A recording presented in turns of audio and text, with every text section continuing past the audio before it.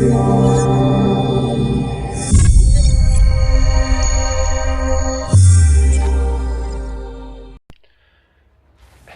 ladies and gentlemen, and welcome back to Down to Earth Astronomy. Today I want to give you guys a quick overview of some of the upcoming changes that Frontier is considering implementing into Elite Dangerous, and I especially want to focus on the changes or the implementation of ship transfer and module transfer that allows you to move your ship from any station to your current station in one of two ways. They're looking at either implementing it with an instant transfer time, so you would pay some small amount of credits in the game, and your ship would instantly appear at the station. Now they are also looking at another version where they will have a time delay, so you will have a minimum of a 5-minute delay, and then the further you are from the ship, the longer it would take. And this is of course to simulate that you're actually asking the ship to fly to you. And they're looking at a time scale of around 100 minutes to get a ship moved across the human populated bubble. So you could expect that your ship would probably arrive where you are within an hour, pretty much anywhere in human space, unless you're actually going from edge to edge. Now they are of course implementing this because of the events that has been happening around Jack Station and the new inhabited bubble. So if you don't know this, there has been a station that somehow, we don't know how, got teleported to a location I think around 22,000 light years from the current inhabited bubble. And it's of course to make people life easier if you live out there, simply because it's going to be impossible to get more than one ship out there, because it will take weeks just to fly out there, get a new ship out there, fly it back, get the next ship and fly it. It would just take too long. So it's of course to improve the quality of life for people who want to go out to Jack Station and live in that area. But what I think this is going to mean for the game, regardless of the implementation, that we will probably see a lot more people flying around in Asps and Anacondas fitted for pure jump range. I know that at least I would do this. I would probably buy an Asp Explorer and just fit it for jump range.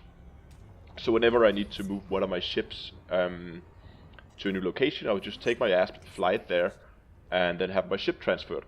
And then always, when I move from system, always use my Asp and then just transfer the ships. And that's regardless of whether it's going to be an instant or a time delay implementation of the ship transfer. But I don't think we will still see other kinds of ship. I mean, there will still be traders. You cannot transfer a ship when it has something in the cargo hold, because you cannot leave the ship when there's something in the cargo hold. So you will still have people flying around in trade ships, and you will also still see smuggling missions for people flying around. But you probably won't see people flying long distances in their combat or mining ships, simply because they're often very heavy and have a very poor jump range. So in that case you will probably see those kind of ships being transferred.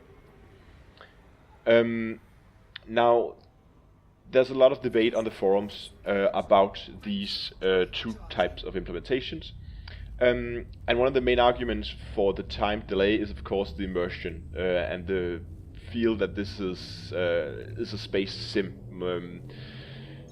And of course, when you have the time delay, it should simulate that your ship is actually flying to you, so that your ship is unpiloted and running completely on autopilot, being moved to you. That's what the time delay is simulating. But of course, as I understand it, they're just going to implement a time delay purely based on distance. But as you know, if you've been flying a ship with a pure jump range, that it takes a lot to get a lot longer to get the same distance than in a long jump range ship. Not only because that you of course have to do more jumps, but also because you have to take a longer route, simply because you might not have stars in a straight line between where you are and where you want to go. So both the route is longer, there are more jumps because of the poor jump range and because of the longer traveling distance you have to do. And that is not factored in. But essentially what it means is there is, regardless of how they implement this, there's no reason, as I see it, to upgrade your frameshift drive on mining ships and combat ships, because you just have an ASP and you just move it there and then have your ship transferred. So I suggest that you go over to the forum thread, and Frontier has put up a poll so you can actually participate in the decision of how you want to implement this.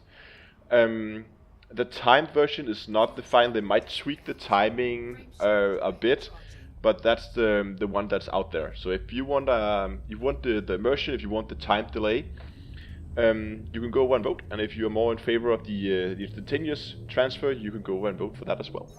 There will be a link in the video description. I hope you find this informative. If you did, consider subscribing to the channel, give the video a like, leave a comment and tell me what you think about it. And until next time, I will see you in space.